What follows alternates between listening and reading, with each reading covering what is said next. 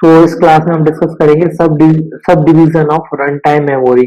सो हमारी जो मेमोरी है, ठीक है, उसको रन टाइम पर हम कैसे उसको सब डिवीजन में कन्वर्ट करेंगे, ठीक है, या फिर डिवाइड करेंगे मेमोरी को, उसकी बात करना है।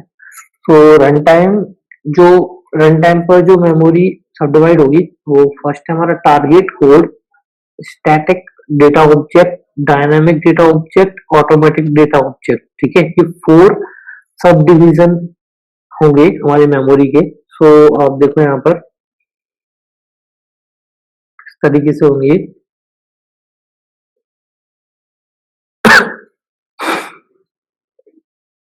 पहले तो क्या होगा कि जो भी हमारा प्रोग्राम होता है, ठीक है, मैंने आप लोगों को बताया था हमारी जो मेमोरी होती है वो 4 सेगमेंट्स में डिवाइड होती है, ठीक है।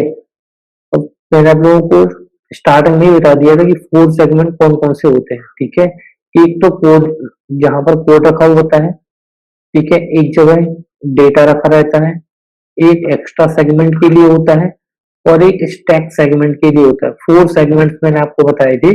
तो कोड का स्पेस तो कोड ने क्या कर लिया, हायर कर लिया, ठीक है, रिजर्व कर लिया। तो सेम केस यहाँ पर है कि चाहे रन टाइम हो चाहे कंपाइल टाइम हो, ठीक है, एक बार जब आपका कोड के लिए जो एरिया असाइन हो जाएगा वो कहलाएगा हमारा कोड एरिया, वो फिक्स हो जाएगा, ठीक है। जितने स्टेटमेंट्स होंगे उतने स्टेटमेंट का कोड एरिया क्या हो गया, फिक्स हो गया हमारा, ठीक है, प्रोग्राम के लिए। दूसरा जो एरिया होता है वो होता है ग्लोबल स्टैटिक एरिया या फिर स्टैटिक एलोकेशन, ठीक है। इसको हम स्टैटिक एलोकेशन भी बोलते हैं, ठीक है। तो ये होता है हमारा कंपाइल टाइम।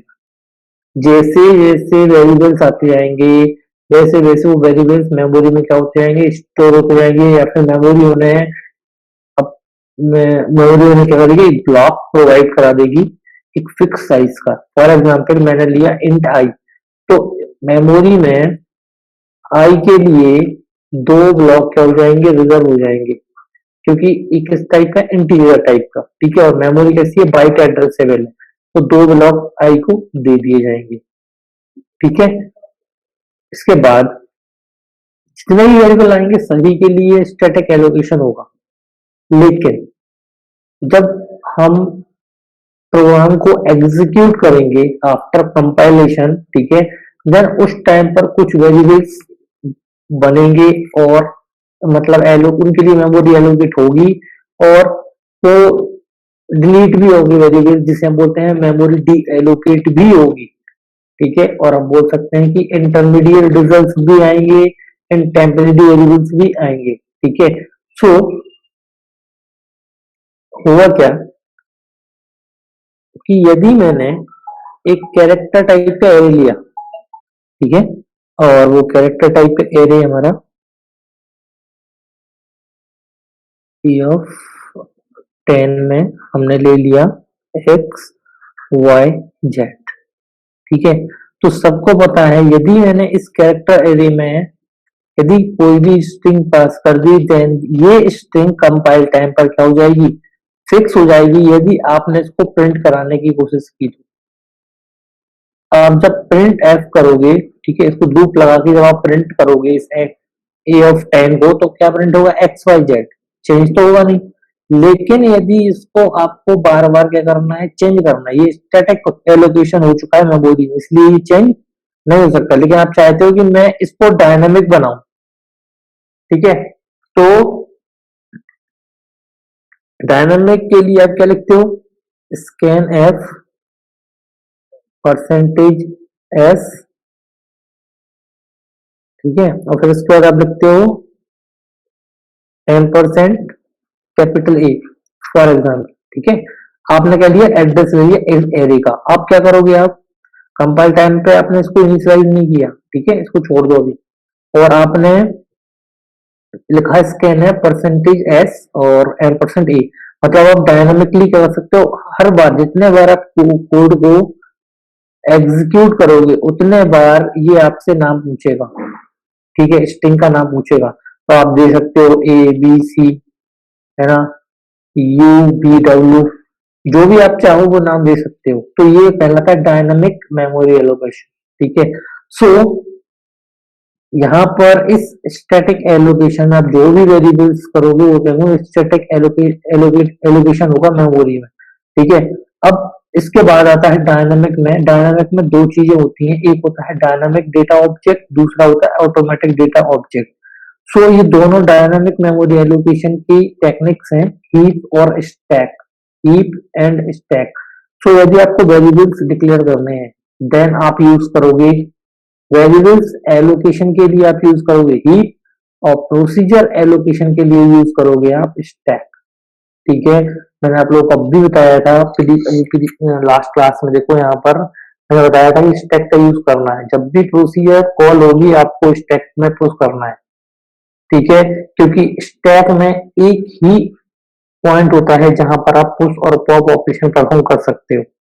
ठीक है। तो पुश हमने इसलिए किया था क्योंकि नई प्रोसीजर आ रही थी उसके अंदर, इसी फंक्शन के अंदर, जैसे क्विक सॉर्ट के अंदर पार्टीशन नई नया प्रोसीजर आ गई थी, इसलिए हमने क्विक सॉर्ट को अंदर पुश कर दिया था।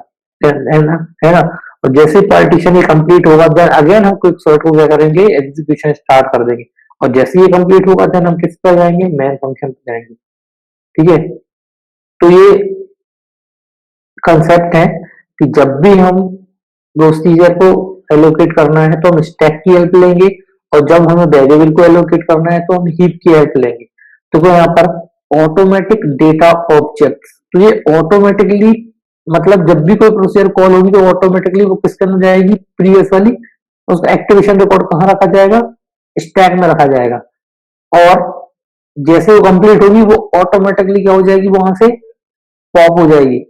लेकिन हीप में क्या होता है, हीप में तो वेरिएबल्स एलोकेशन हो रहा है, तो 10 वेरिएबल्स यदि आपने एलोकेट कर दिए तो 10 में से तीसरे नंबर वाला बोल रहा है मुझे अब एग्जिट होना है, तो वो एग्जिट हो सकता है। तो ये डायनामिक है, डायनामिकली आप वेरिएबल्स को डी एलोकेट कर सकते हैं, डायनामिकली आप वेरिएबल्स को एलोकेट कर सकते हैं। ठीक है। इसलिए इसको हम बोल रहे हैं डायनामिक डेटा ऑब्जेक्ट हीप के लिए। ठीक है। और सबसे इंपॉर्टेंट पॉइंट है ये, आप याद रखना कि ये हीप वेरिएबल एलोकेशन के लिए यूज होता है, स्टैक प्रोसीजर एलोकेशन के लिए होता है, ये याद रखना। ठीक है। लास्ट चीज जो है कि जो भी मेमोरी एलोकेशन मेमोरी एरिया होता है, इस मेमोरी एरिया में स्टैक और हीप अपोजिट डायरेक्शन में ग्रो होते हैं। ठीक है। स्टैक जैसे हायर मेमोरी लोकेशन की तरफ जा रहा है तो हीप लोअर मेमोरी लोकेशन की तरफ जाएगा।